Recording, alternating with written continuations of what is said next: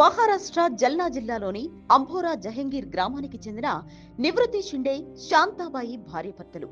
ఇద్దరికీ వివాహమై 70 ఏళ్లకు పైనే అయినట్లు సమాచారం. భార్య కోరిక మేరకు మంగళసూత్రం కొనివ్వాలని షాపుకు తీసుకెళ్లాడు షిండే.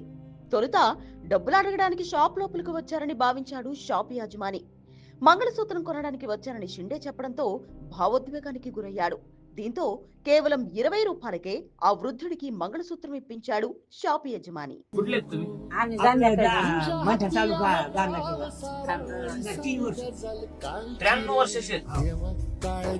फोटो काढून घेतला तुमचा तुमचे तुम्हाला हे बी तुम्हाला हे बी तुम्हाला आणि ही माळा तुम्हाला ही घालाची घालताना आणि ही वाटी बाबाकडून तुम्हाला. बाबा द्या वाटी तुम्ही द्या.